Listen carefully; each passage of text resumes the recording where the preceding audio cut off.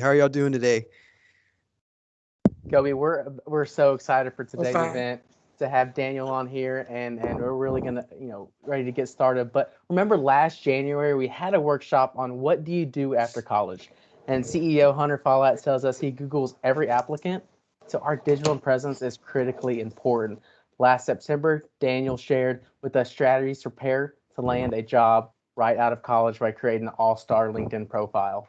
Well, of course I do, Kyle. I mean, I recall some of the great benefits where visibility is way better than important than inability.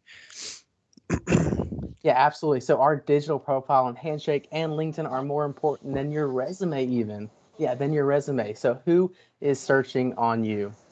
Definitely, and that's awesome to remember, Kyle. And just for everybody out there, we want to make this as interactive as we possibly can. So, like, let's put in the chat how many times you've been rejected from a job that you applied to, just to see it. I want to see this chat blow up. Just boom. Come on now, guys. I know y'all got it in you. I know y'all got it in Yeah, you. absolutely. Go ahead and drop that in the chat because we want this to be interactive. And Kobe, there's estimated 12 million posted and unposted jobs, and there's 6 million job seekers. So the inventory of jobs is out there. So the rejection is not the end, right? Keep pushing forward. Yeah, definitely, Kyle. I mean, that is just awesome to remember. And, I referred to the guide, the My All Star LinkedIn guide. And, I set up my LinkedIn and it was an awesome site to just be a part of. And I even got 5 friends the first day, which that's pretty cool. I mean, I'm not that popular on social media. So, that's crazy. What about you, Kyle? What do you Yeah, think? for sure. So LinkedIn is such a great platform and really to start those meaningful connections. And that's something Daniel will touch on because it's so important to really connect with people and really, have coffee with them and really create those mentorships and really brainstorm with everyone. So in a few minutes, we're going to welcome Daniel back to pick his brain just a little bit more. So before we do, let's ask the audience, is Gabrielle in the audience? We're going to let her speak if she is in here. Hey, Kobe, how's the chat going? Is people dropping some in there? Yeah, definitely. I saw a couple. We got Tom. Tom said 50. Wow, that's a lot, Tom. That's Sean, Yeah. So anybody else want to comment in the chat how many times they got a no to a job? I Sometime don't they know got rejected. if the chat is working. you It too. says it's only for team members. Oh, Well, that will definitely. So Tom did say 50, so that sounds like there is a big range here of some rejections. So we'll just sort of move forward and really introduce Daniel here, yeah. and really excited to have him here. So Daniel, he's dedicated to showing first generation minority and international college students the path into their dream job. He's a national best-selling author and top-rated podcast host, mastering college to career. He's helped thousands of students land jobs with top companies through his mentorship program, and he's a speaker to students from over 150 universities and tens of thousands of young people. And he's still living his dream by helping others and achieving theirs. That's just awesome to hear, Daniel.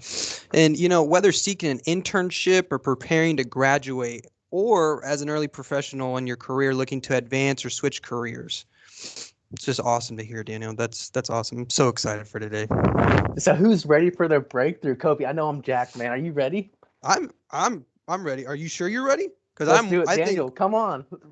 Hey, what's going on, guys? Thank you so much for having me here again. I'm super excited to get this going again and just talk about how to land your dream job. yeah, that's awesome. So, Daniel, I'm going to start this question off. So, handling setbacks and, beating the odds to be resilient, one step doesn't fit all situations, of course. So, can you tell us about your story, like overcoming setbacks? Yeah, I mean, here's the beautiful thing about life, right? One thing is certain, and that's change. And for me, that's hasn't been any different. I've always uh, have had so many setbacks and just obstacles throughout my whole life. But one thing is that I've always found is just to have grit and to have perseverance and to understand that setbacks, you either win or you learn, but there's no losing, right? And so even when I think about like the struggles of me coming to America with just my mother and I and $2,000, or even when I think about the fact that I struggle to this day, I struggle with spelling and writing, but I was still able to write a best-selling book. Even just thinking about the struggle of looking for a job after college and not having the best GPA and saying, okay, how do I overcome not having an amazing GPA, a GPA that was below a 3.0, and still be able to get an amazing job opportunity with a Fortune 500 company. I think what comes down to it, right, is grit and perseverance and understanding that you're not the only one that faces struggles, that odds are everybody here, all 51 people that I see here, or 55 people that I see here, bet you whatever you want that you have your own internal struggles. And I think the biggest thing that I would say is to remember that just keep learning from people who've accomplished it and don't give up, because it's not about how many times you fall, but it's how many times you get up. Yeah, I love that. Grit and perseverance and really pushing forward. And even during those times of rejection, whenever you're falling down, it's really rewarding whenever you can keep persevering throughout your journey. Can you tell us a quick story, kind of a testimonial, of some students you've helped to really get through some adversity at times whenever they are getting rejected through different job interviews and such? Yeah, I want to talk about an example of a student. Her name was actually Daniela. She went to a university in Georgia, and her dream job was to work for Microsoft. And she had applied to the company for over 10 times already, has already been rejected. And the idea here is that she didn't just give up, right? She could have just gave up and said, you know what, like, obviously Microsoft doesn't want me. I continue to get this automatic rejection emails. But the idea is that you continue to push it, right? You continue to not give up. And in this particular example, one of the things I talk a lot about in the job search strategy is that relationships are the true currency in life, and that visibility is more important than ability. And one of those things is that you need to do is find who the decision maker is, who's the manager of the department that you want to go work at. And so Daniela did just that. She found this manager at Microsoft that was manager of the department she had already the last time she had applied to, and she was able to reach out to them on LinkedIn, had a 10-minute conversation, and the manager said, "Hey, Danielle, I'm actually really impressed, by the way how well spoken you are and how driven you are. I would love for you to apply for the role so we can get you to the interview." And Daniela actually goes, "Hey, I've actually already applied for the job, and I've gotten a rejection email."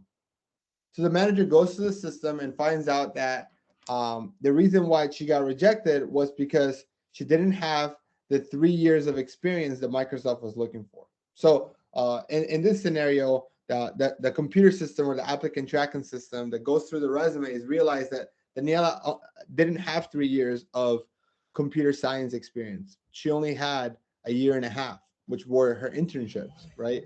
Um, so then the manager said, well, why don't you take this technical assessment to see if you can do the job? But she took the assessment and she passed the technical assessment. So she can do the job that she got rejected to. And anybody else, and probably most people who apply for jobs and get an automatic rejection email will say, you know what, I got rejected, I'm done, right? But Daniela took the path less traveled by. She reached out to the manager. She was able to overcome the rejection, get the technical assessment, which she passed, that led to her getting the interview, even though she had already been rejected, which led to her now working at Microsoft, right? And that's the kind of stories that happen time to time, to saying, okay, I am not going to accept this rejection, and understand a lot of times we get rejected for many reasons, whether it is we don't match exactly what the system's looking for, or we are the second best candidate. Like, when the beautiful, the crazy thing about job searching is like you get all the way to the final interview and you're still one of 3 or 5 people and they decide to go with somebody else. But it doesn't mean that you weren't qualified, Kyle. It doesn't mean that you weren't good enough. It just means somebody was slightly better. And most people say, you know what, I got rejected, I'm done. But what if you not done? What if you stayed and build a relationship and 2-3 weeks later, another job opens up? You're top of the list. But for most of the time, since we give up, we move on and we restart all over when we don't have to start all over. Yeah, definitely. That's such a great story, and just kind of reaching out and being proactive as well, Daniel, is what I'm hearing, and it's really, creating that relationship. So many of our students, are mid-career professionals. Some, they have work, they have families as well as school. So what's really should they be doing whenever they want to switch careers or move up in the industry to create those relationships and really create that momentum? Yeah, I think a mistake that we make is that we think that we should only network when we're looking for a job, right? And if you're a mid-career professional, maybe you're getting a degree right now because you're at a point where you feel like you need that degree to be able to get that promotion or to get those opportunities that you might not be doing without it. And you're like, well, I should just wait to network. I would say network today, right? The idea here is it's going back to the principle that the best way for you to reach any goal is to learn from someone who's done it. So think about and find people who currently have your dream job and start building those relationships. Not when you need the job, but now, today, right? And build genuine relationships about it. Get to know people, find commonality. That way, when you do need a job, when you do need an internship, there is a relationship established and they know what you bring to the table. And that's going to take you much, much further than if you message them a week before you graduate and say, hey, Kyle, I see you have this job. Here's my resume. Would like to introduce myself. And that doesn't work, right? So it's all about building their relationships, being proactive instead of reactive, and focusing on visibility. Yeah, no, that's really awesome to hear, Daniel. And when you're setting yourself up to go for these companies, right? How do you do you have anything that runs through your mind, sort of, I want to target this company, or even like, what company do I target, Yeah, so I think it's important that we have a very strategic way of job searching, right? And I'm gonna just kind of assume here because it's like the most common way people approach the job search is what I called a sniper, like a shotgun approach, right? I'm gonna go to the job boards. Maybe I use Handshake, Indeed, Monster, LinkedIn, and I am applying to every single company that you meet the minimum qualifications for, right? Now, there's a problem with that, and that is the internet has made it really easy for you to apply for jobs, right? If I were to, if you can see the chat and the chat was like working, right? If I were to challenge every single one of you, how many applicate, like I would give $100 bill for the person who can apply to the most jobs in 1 week. How many do you think you can do? Somebody would say 100, 200, 300, 500. It's easy to apply, right? Well, that same reason why it's easy to apply makes it harder to get noticed, right? Because now every time a job is open, companies get an average of 250 applications. Because of that, it becomes really hard to distinguish which one of those 250 applications are actually qualified candidates that really truly want the job and are capable of their job, or people who are just applying just to apply, right? So what we need to do as a candidate, right, is that we need to be strategic in our application and we need to focus on quality over quantity. And we need to be aware of the fact that if a company is hiring, it's because they have a problem they're trying to fix. And they're looking to invest their money and resources on bringing somebody on board that can solve that problem. Now, if I am going to invest in something, I want to make sure that I get my return on investment. And I am less likely to hire a candidate who just applied on my job, who doesn't know anything about me, doesn't know what I do, doesn't even understand the problem, than I am to a candidate that can come to me and say, hey, Daniel, I love what you're doing at Mastering College to Career. I love how you're helping people get jobs. I see that you have a client success manager role available. And here is how I can add value to your team, A, B, and C. That to me makes me extremely confident that that person will be a good return on investment. So the strategy is quality over quantity and to focus on only a handful of companies at a time. That's so good, and it sounds like doing your research as well whenever you're looking for these companies, and creating those meaningful relationships. What's a great way, first step for students really leveraging LinkedIn through either direct messaging or really setting up those relationships along the way? Yeah, I think that the best way is to finding people who have your dream job, right? Like it goes back to the best way to reach any goal is to learn from someone who's done it, like a mentor, right? at the point, the way that you find and you go from a complete stranger to a referral, right, is identifying commonality between you and that person.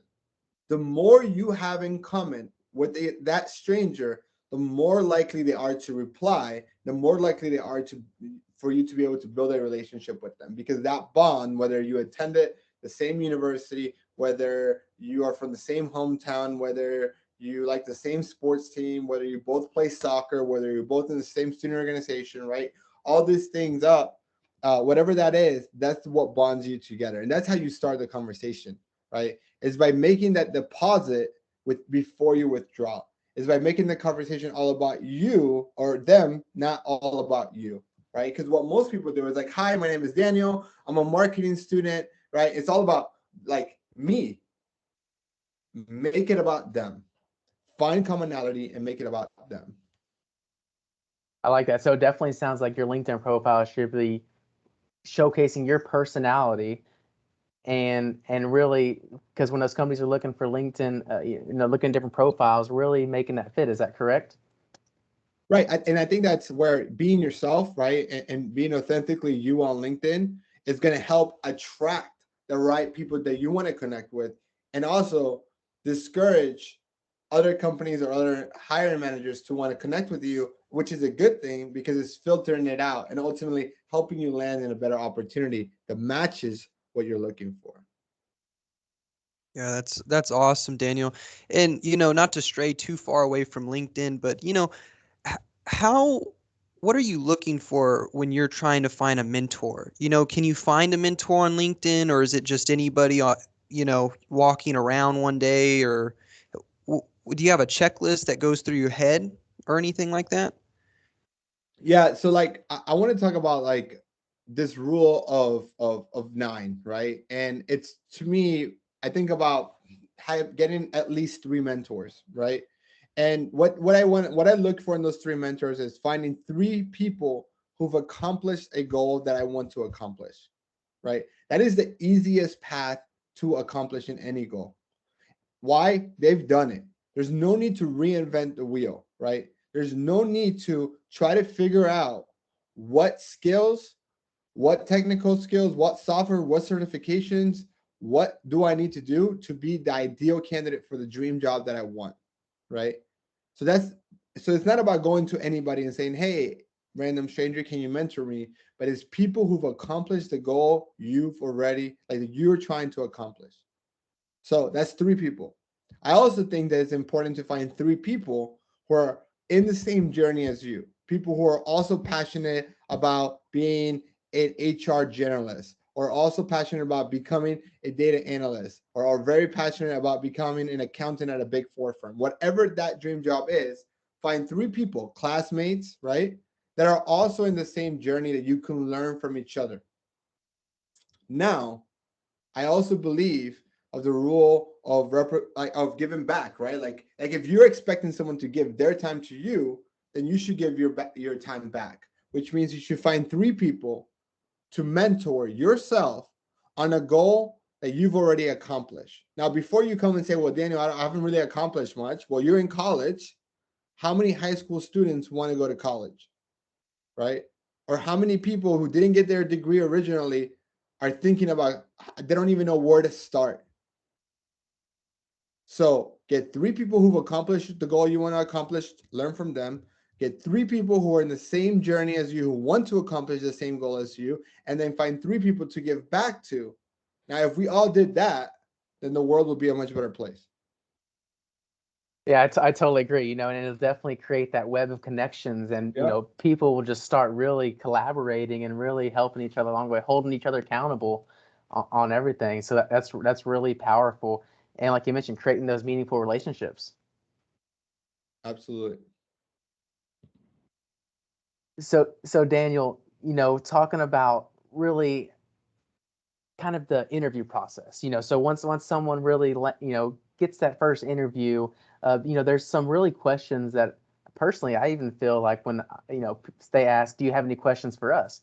Well, a lot of people may get stumped during the interview process, but there's also always a way to find if you're a great fit for that company. What are some really top things that you can really talk about during the interview? Yeah, I think it's important, before I kind of answer that question, to understand that you need to be interviewing the companies just as much as they're interviewing you, right? We as and I remember this, like when I was looking for a job, like how I felt like the companies have all the leverage, how the companies are the ones who dictate it. How is it that I apply for a job, don't hear back from a company, and then whenever they need something, I have to reply within minutes. Like I feel like I have to reply within minutes, or I'm going to lose that opportunity. But I just kind of want to just kind of this kind of share, like that's a myth, right? Because I'm telling you, from being a recruiter, being a hiring manager at a Fortune 50 company, and even from being a business owner who I now have 6 employees, right? Like that it couldn't be further away from the truth.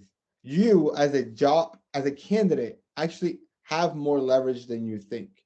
Companies need you more than you need them, right? And actually we were just talking about this yesterday, all of us, and Dr. Winters was even sharing like how there is over like 10 to 12 million jobs currently open, and there's only 6 million job candidates, which means that for every job opening there's 2 candidates, right? But it doesn't feel that way. It feels like, well, for every job opening there's 250 applicants. Well, that's probably because the average person is applying to like 500 companies, right? So let's remember that it's also important for you to interview them back.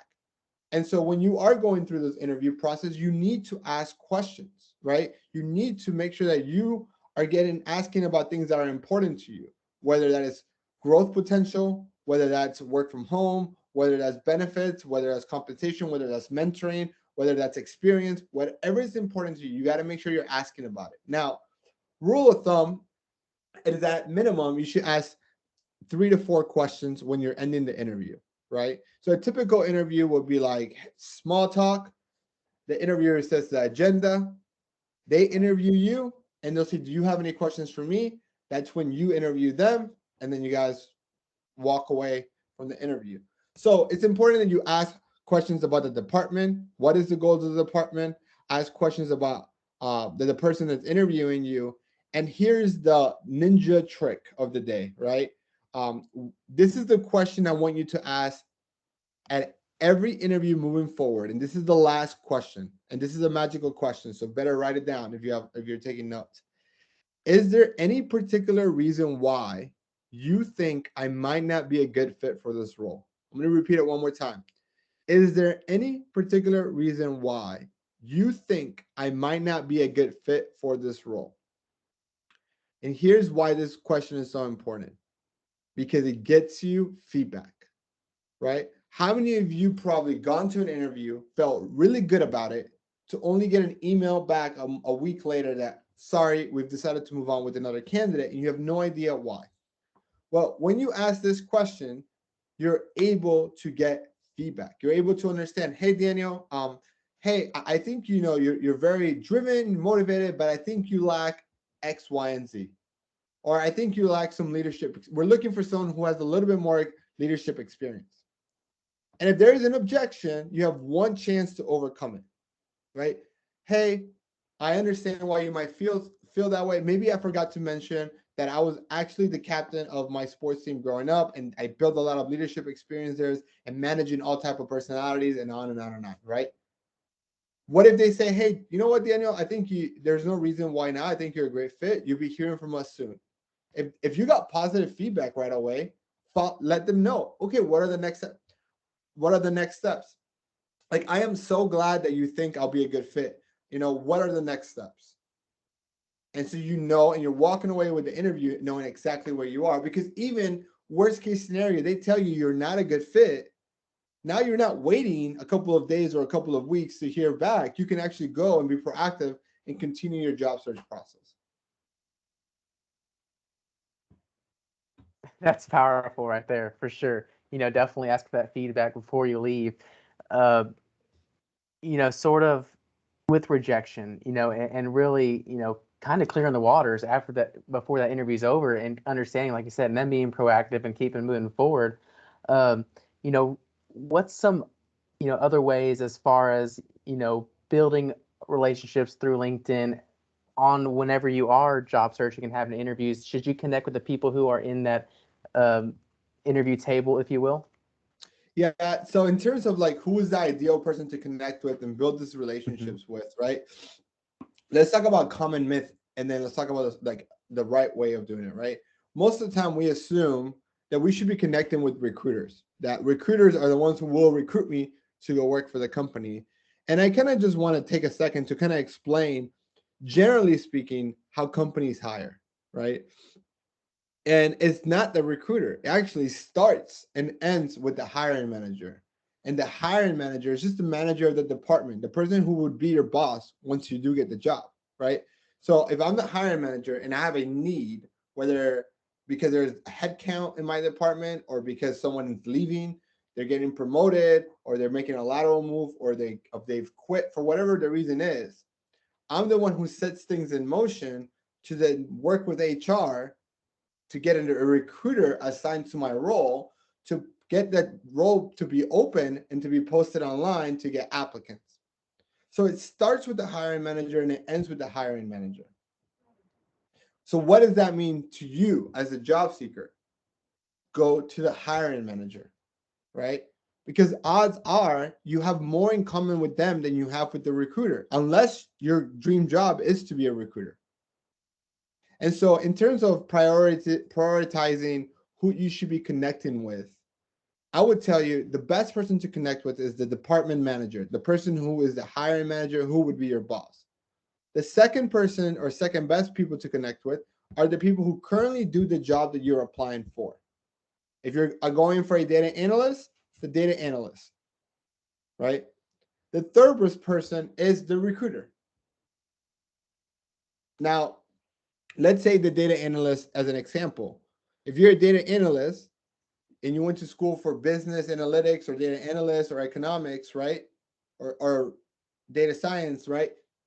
The odds are the people in that department, you probably have more in common with them than you have with the recruiter who probably is a liberal arts major or HR major or a general business major. So that's why I even think it's easier to have conversations with the hiring managers and people in those positions than they are with the recruiters. And they also get a lot less messages because everybody's messaging the recruiter. Yeah, that's some awesome tips, and really making those connections and relationships. I want to open the floor up real quick. Is there anybody that wants to ask a question for Daniel? Just turn on your mic or raise your hand and we'll get to it. So we've got Amber Walker. Amber Walker, do you want to ask your question, please? Yes, thank you. Hi, Daniel. My name is Amber. I'm just coming back. Actually, this is my second semester to get my bachelor's degree in communications. And I actually work in HR. And I had a quick question about, I know you said you're a recruiter. How do you suggest that we handle like the pre-screen process? Like whatever recruiter calls prior to setting up an interview. Like how do we get past that step? So let me clarify. I did campus recruiting for PepsiCo, but I never actually worked in the HR part. More so, I did a lot of the screening when it was on campus on the career fair side of it, and then on the on-campus interview. So I don't want to give you the wrong answer, because most of my experience comes from more the management training program, the leadership, managing the team, and operations side of it. Perfect. Thank you. Yeah. All right, we also have Stephanie Luna. Stephanie? Hi, everybody. So I am like a fan of this program. I think some of you know me, but thank you again for everything that you guys do. Daniel, so my question really, I think I'm going to ask a question and open up a little bit about my current job situation, if that's okay. Perfect. I'll be super quick. I find myself being that person that helps out others in their job search, but I haven't had that reciprocated to me. And so I'm really battling since the pandemic to find a job where the manager respects me. Like I have had no good direct managers. I am not even like that picky, really. I'm not picky at all, but unfortunately, it's my situation. And I just wanted to know, like, what traits can I look for in a manager as I am interviewing so I can avoid some troubles? Yeah, I mean, this is a really good question. I think it's important that like that you never take a job, and this is like more of a luxury than anything, right? But like that you have to have the ability to interview them, right? Like if you're not having the ability to interview the manager, or in a sense, the manager is interviewing you so that you can ask some questions, then I wouldn't necessarily pick the job. Now, in terms of you, in terms of what you look for a manager can differ a little bit based on how you like to be managed, right?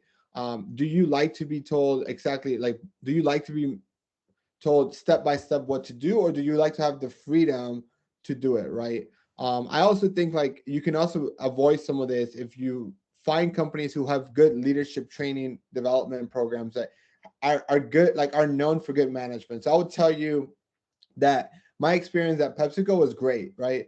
And they really focus on leadership development for all managers. So odds are, if you have a manager at PepsiCo, they're going to be good, right? I also think that you should look at Glassdoor reviews and have those conversations in terms of what you're looking for. I think you need to understand what your career priorities are, right? So like, is it growth potential? Is it industry specific? Is it the ability to work from home? Is I it think it's compensation? I think it's really hard to spot the ethical part of things. Like, it's so like, right, how do you know somebody's ethical or not? Even right now, like, how do you know that I am ethical, right? Like, if you don't know me. So ethics is something that's really hard to spot, but what I'll look for, like you suggested, the training, right, and the leadership, I'll do some research about that. Thank you so much, Daniel.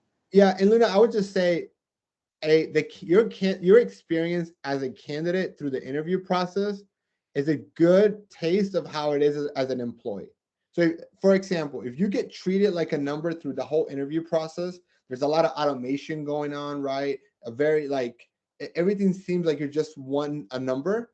Odds are you're gonna feel like a number as an employee. But if you feel really good about the whole interview process, right, and the people you meet are all nice, everybody seems happy to be there, right? Then that's are all really green flags for the job. Thank you very much. I appreciate it. Thank you so Yeah. much. All right, we go next to Michaela. Michaela? Hi, Daniel. I am Michaela Arzola. I'm a first year student here at UHB, but I'm also a second year college student. My question for you is, what's your advice for people that have no experience in the job force, or that are like that have no experience in the job force that they're looking for, like career wise? How should they approach an interview, or what traits should they have that would benefit them?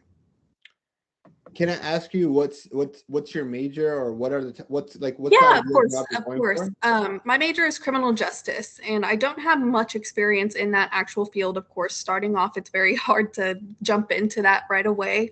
But I do have background job experience. I just want to know what traits or what should I do application wise that would put me above others. Yeah, so like I would tell you, you're not the first and you won't be the last person that goes after a job with no experience, right? That's more common than not. Now, like the example I shared with Daniela, there could be systems in place that might get you harder for your application to get visibility if you're just solely relying on applying online. So the idea here is that you need to work on visibility, right? And the way you do visibility is maybe going through the career fair, or networking on LinkedIn, or networking with criminal justices. Like if there's organizations, or is there meetups, or is there like ability to be more involved, whether it's with the police force, or or the different agencies that you're applying for that you want to go into, Right, right? right. To build those relationships, right?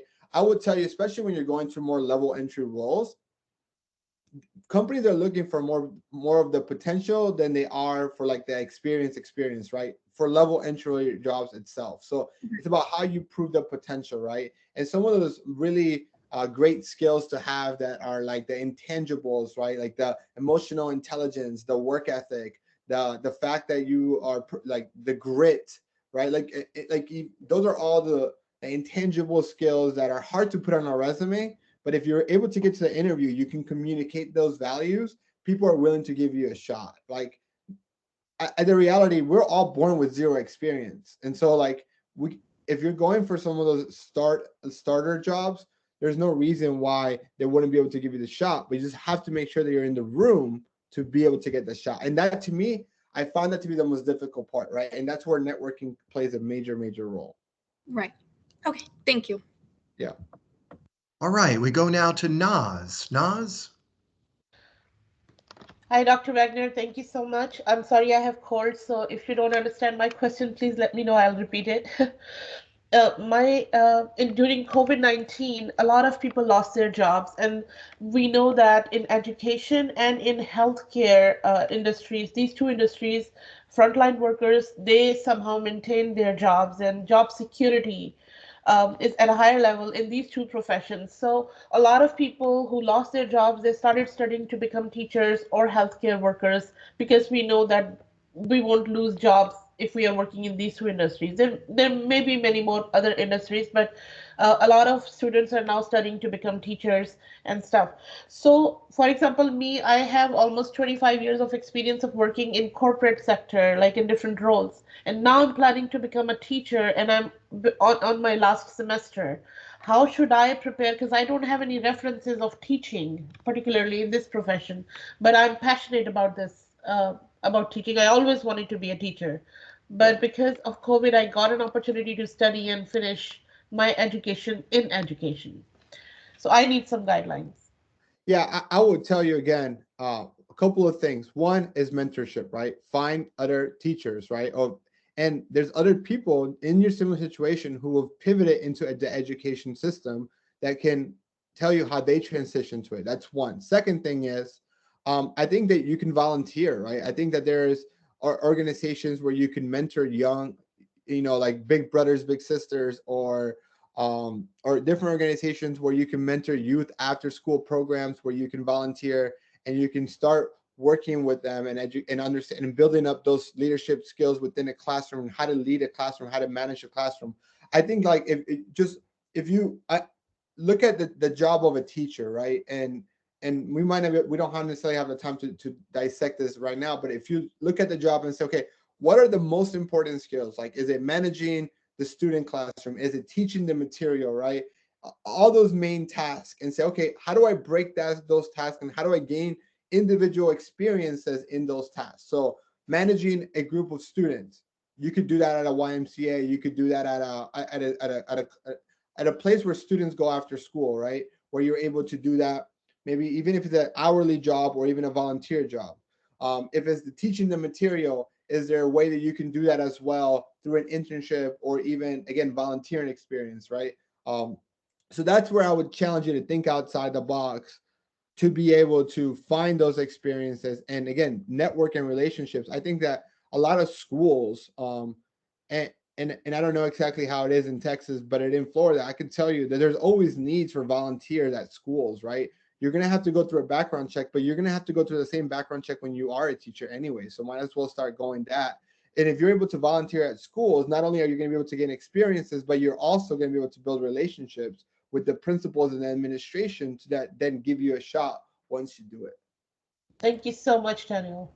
Yeah. All right, so please continue to raise your hand. I apologize, we have a malfunction with the chat, but if you do have questions, please feel free to raise your hand. We move now to Brianna. Brianna? Hi, so first I just wanted to say hi, Kyle. He's my cousin. How are you? I'm good. So my job situation has honestly been, it's been very difficult. I just lost my job because I'm a full-time, college student. I'm in my second semester, still in my first year. So how do you like cope with like, the job loss, because it's like they weren't working with my schedule at all and I didn't like get nearly enough hours. And so I'm trying to find some, I have some jobs lined up that I'm pretty close to, starting, but it's just one of the things. It's like, how do you cope with, employers that are like that? I kind of want to go reference back to the statistic that there's 12 million jobs open and only like or 10 million jobs open and only 6 million candidates, right? Like I know that it feels like we don't have a lot of leverage, but in fact, I want to make sure that you're looking outside the box. There's a lot of remote work. So like even if you say locally, hey, Daniel, I live in a place in locally, there's not a lot of jobs, but there's a lot of remote jobs available as well, right? And there's a lot of companies who are desperately looking for great candidates. So I think that what I would then challenge you to do is to making sure that you're researching companies before you're interviewing them just as much as they're interviewing you before you go and make the decision to work there, right? I know that when we are at a point of desperation and we've been looking for a job for a couple of months and we are not getting traction, and then we finally get traction, right? And we get a job offer, we're just so inclined to just accept the first job offer that comes to us because we're in that position and we need it. But I would just challenge you and say, before applying, research the company, making sure that it's aligned, that they treat their employees well, that the culture is well. Like there's a lot of great websites like Glassdoor.com that like people leave reviews on companies, and you're able to kind of see what the culture is like, or if they had layoffs, and or how they take care of their employees. And that's where I would do it. I would challenge all of you to spend more time on the front end of job searching, researching before applying versus applying and researching on the back end. That makes a All lot right. more sense. Thank you very much. Yep. Okay, we go to Sherry Brooks. Hello, how y'all doing today? I'm one of your senior students, and what I mean by that, my thing is about resumes. So I have like multiple resumes because some people tell me because I have 30 plus years of experience in the healthcare industry, from the front end to the back end for in the revenue cycle department, that I should have different resumes. I've been retired since January 17th. So since then, I've obtained my degree, and now I'm working on my bachelor's. So my question to you is should I take away my experience on my resumes? And like some people say, I need to lessen the experience because then ageism comes apart in a play in this. So some people want to just say 10 plus years. So if I put 10 plus years in my summary, then sometimes when you go to apply for the job and it asks you farther down, like, what is your experience with this or that? And I say 10, it won't allow me to add the plus. Then it looks like I'm saying something different than I have. So Yeah. that's my first question. And my last question is, when they ask you the question, how do you handle how if you've had a problem, how do you handle it? Well, because I've worked a long time, that I would know the first thing is to step to the person and you have a discussion. And if that doesn't work, then you would go to the management, the next level up and level up until you get it resolved from those points across. But it's hard to say when you're talking to the interviewer because it comes across sometimes kind of corny. Okay, so let's unpack this. Let's start with the first question, then we can go to the second one. Okay, so your first question about resume. Let's unpack a little bit of the resume part of this, right? It's important to understand that your resume has one job, right? And that job is to get you to the interview. That job of the resume, it is not to get you a job. So no one's going to look at a resume and then offer you a job just by looking at the resume alone, right? If your resume sparks their interest, best case scenario, they're going to say, we need to bring Sherry into the interview. So with that being, with keeping that in mind, we want to make sure that when we build a resume, it's not going to overwhelm someone with all that experience, all 30 years of experience that you have, but it's really just highlighting the most important things that you've done in your experience that has set you or gotten you ready for the job that you're applying for, right? So your resume should just work as like the appetizer of the, like it's the appetizer, right? Like, it's not the whole meal. Like the whole meal is the interview. That's when they really get to know you. And when you're filling out the application, you know, that the idea again is talk about what the things that are relevant to the job that you're applying for. Don't overthink it on the years of experience. don't overthink it. If you put a 10 here and you had 10 plus on your resume, like don't overthink that, right? And I would tell you that if you're struggling to get to the interviews, then I think the best way for you to overcome the application and that's it is the networking part, right? Because if you can build a relationship with the people that work at that company, with the hiring manager before you even submit your resume, nobody's going to read word for word what you put there, right? So I would just challenge you to just try to keep your resume to one page, as hard as that might sound, right? And just use it as a highlight reel of your life, right? And focus on what's relevant to the things that you're applying for the job in the future. And then once you do get the interview and you do get asked that question, it's also really important to understand what's the company culture, right? Is the company culture want you to be resourceful and for you to solve these problems on your own? Or does the company culture clearly state that they want you to rely on leadership to solve your problems, right? And some companies want one way and the other companies want one way, which is why it's important to have awareness of what is it that where we're applying and what is it that they're looking for, because that should then kind of change the way we answer that. Now, I would say you shouldn't fake your answer. You should answer how you would truly manage, how you would truly handle that situation, because that's going to really help you also figure out if that's a good place for you to work. Because if you truly would rather handle the situation you and that peer by yourself without including management, right? But the expectation of the company is to do it this way. If you do get that job and go back to your the way that you've always done it, once you get the job, then you're going to have conflict with your manager because you handle it the way that they didn't want you to handle it. So I would encourage you to really, again, vet the company and making sure that you're applying to companies that match the way your leadership style or match the way that you look at the world. Thank you, Daniel. Yeah. All right, a couple of quick questions as we get ready to wind down. Just two more questions. We've got Jamail. Jamail? Yeah, hi all. My name is Jamila. I'm an international student currently finishing up my MBA. And as we all know, companies see international students as a more risky investment and they don't really go and employ us directly. And since we cannot work according to US law, we can only work in the university. How can we make our resume stand out more for employers? That's my question. Yeah, that's a great question. And I'll tell you that I've been focusing a lot more working with international students the last year for the same reason that you're saying. I think that you can still do projects, right? And so there's two things. One is networking, right? And two is projects, right? You can do projects that show the skill sets that you're going for. Now, after a year of you being here, you should be able to do an internship or a co-op. So I would just work with your schools, international school, student department to kind of help you with all that, but you should be able to do that. But there's projects to be done, and I would start networking as early as possible to get visibility, because one of the hardest things as an international student, as you probably encounter as you start applying for internships and jobs, there's a question that says, will you now or in the future require sponsorship?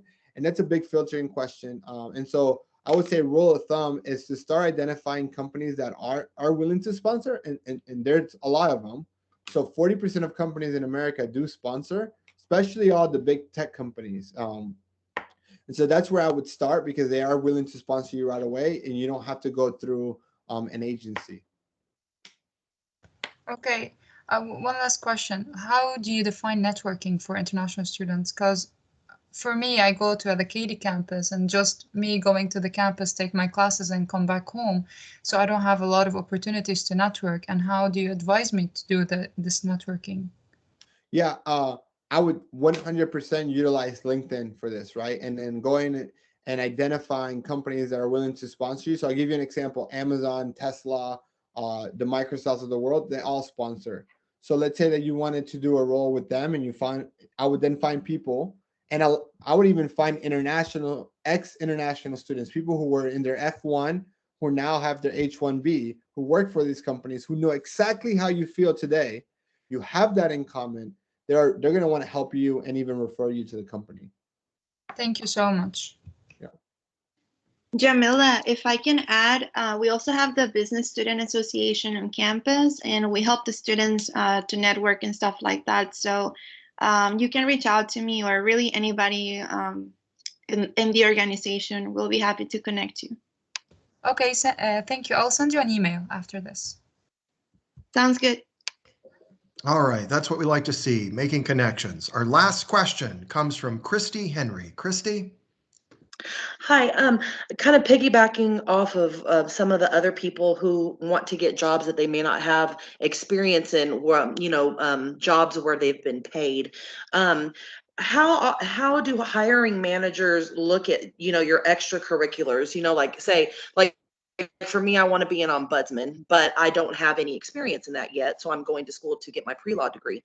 But I have volunteered at, nursing homes, and, I've been in the hospital, system. So, I mean, do hiring managers really look at these volunteer things, or do they really value your work experience where you actually got paid for doing something?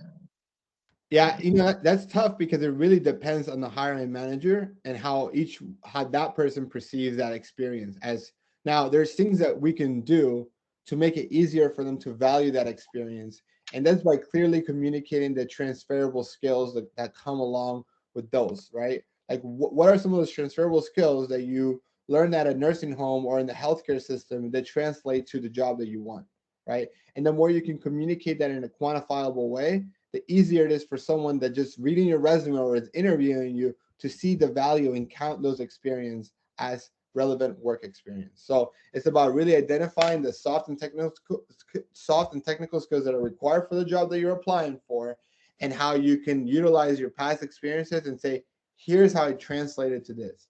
Here's how working at a nursing home has helped me with X, Y, and Z, which is needed in this job that I'm applying for. Okay, thank you so much. Yeah. All right, some really outstanding questions. I want to thank all of you so much for those questions. If you still have some questions for Daniel, we'll have his contact information in the chat, and I know he'll be more than happy to follow up with you. But I'm going to now turn it back to Kyle and Kobe. Wow, thank you so much, Daniel, providing such a great insight and really personal insight for everyone who asked those questions. So I really appreciate your time and really all the tips that you gave out today. Yeah, that was awesome, Daniel. Thank you. Kobe, my takeaways here is grit and perseverance, right? Visibility is more important than ability. And it's all about starting today, networking, creating those relationships to really create that momentum moving forward. What did you get out today, Kobe? Yeah, networking, that was huge for me. I just never really thought about it as much as, in the light that it is and now. So, me sort of, thinking about all this networking, it sort of, reminded me of something. And it's a new program we're starting here at UHV. And, my good friend, Woodrow Wagner, and my mentor, honestly, if I'm being totally honest, is in charge of this program and starting it. So I'm going to introduce him so he can sort of talk about it a little bit.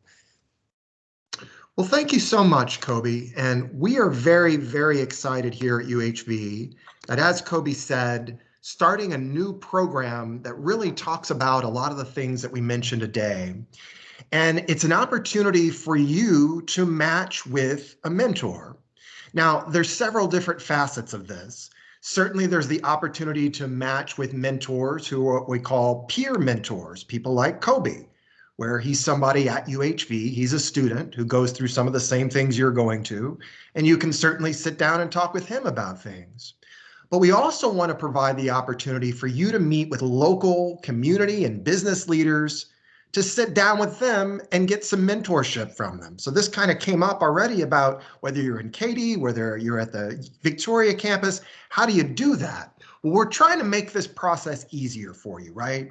We're trying to identify specific people, industry leaders, community leaders, business professionals who are willing to just sit down and have a chat with you. We're not talking about anything as formal as an internship. It might just be a cup of coffee. It might be a phone call, but then that might lead to something else like an internship or perhaps a part-time or full-time job. So please know that we're in the process of building a reservoir of fantastic professionals, some of which you've seen before, like Rosie and Don here at UHV. But then there might be other folks you don't know, like Michelle and Diane. Say you're interested in law or a legal career in some way. Well, wouldn't it be nice to sit down with one of the prominent attorneys in Victoria to pick her brain about what you might need to do to make that come to fruition? And Diane would love to have lunch with you, would love to sit down for coffee and talk to you about those things, as would Michelle. Maybe you're interested in finance and business. And Michelle, like Diane, are UHV alumni. So they kind of know what you've been going through. But what we're doing now is creating a reservoir of all of these folks who have indicated to us that they want to help out, that they want to sit down with you as UHV students. Some of them are in Victoria, some of them are in the Katy area, and we keep growing and expanding. And there's Daniel himself, right? As we go. Maybe you're interested in doing criminal justice or law. We have Thomas Gush, the city attorney of the city of Victoria, who is more than happy to sit down. We have municipal judge Vanessa Heinold, who would love to sit down with you. So we're growing and expanding. And you see we have UHV students and UHV alumni like Kyle, who's now a financial services representative, who would love to sit down with you. And then other familiar faces. Some of you have gotten to meet Christopher McDonald, who works at UHV, or Terry Moten, who's now at M. Roberts Media. But what we're building here, I think, is something very, very exciting. And the idea is that you'll be able to go to a website and click on a mentor, and then that will send them a notification, and the two of you can sit down for coffee or for a chat. And again, just something very simple that I think we can do to kind of help you in that networking process. So I'm very excited about this. If you want more information, I'll put my email in the chat, but there it is. We're also building a web link, and you can kind of see that's in the process of being built, so you can check that out as well. But thank you so much, Kyle and Kobe, for giving me the chance to talk about this, and I look forward to hearing from all of y'all soon. Thank you. Yeah, thank you, Woodrow. Really excited about this and really moving forward to helping a lot of the students along the way, because it's so powerful and so important to really have a mentor to just, guide them along the way and create those connections. So thank you so much, Woodrow. Yeah, that's an awesome. So guys, don't forget, career services are also here for you. So they have a lot of events coming up at UHV and at the Katy campus and on Microsoft Teams. So look forward to those different calendar events they have. February 11th, they have a U.S. Secret Service information session. February 15th, coffee and career chat. March 22nd, coffee and career chat, and also another one on April 19th. So really look into those events, because those are really going to be great networking. And then Kobe, why don't you tell them how they can fill out the survey? Yeah, there should be a survey code that appears either in the chat or up on our screen pretty soon. And pretty much you scan it with your phone on your camera, and you're going to I think it's a Microsoft Teams page, if I'm not mistaken. You just fill out how we did and what sort of you want to see in the future. We love hearing from you guys, and, this is the reason we do this program. So super excited for future events. So. Yeah, absolutely. Really good. So our next ones, don't forget, is March 8th from 4 to 5 p.m. Jeff Traylor. He's going to be providing some leadership insights from one of the nation's top college football coaches. So really excited for that next event as well. March 8th, don't forget. And then we also have sort of our other lineups here throughout the semester in April and then in May. So we look forward to y'all. Thank y'all so much for your time, and really just push through, grit and perseverance. And thank you so much again, Daniel. Thank you, Daniel. All right, we'll see everybody later. Thank you for coming. You got this. Thanks, Thank you. Awesome. Thank you. Thank you. Thank you.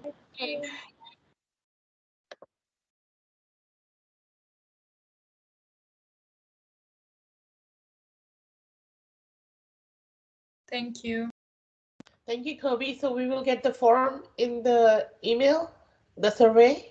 Yes, it's either, if not, I will talk to them and we will email it to you if you have not received it yet. Oh, it's actually right there. The QR code was just right there. If you scan it with your phone, if you just, go to your camera app and scan it with your phone, it should go to a Microsoft Teams link or an evaluation sheet, and then you just fill it out and submit it, okay? Okay, thank you. Yes, ma'am.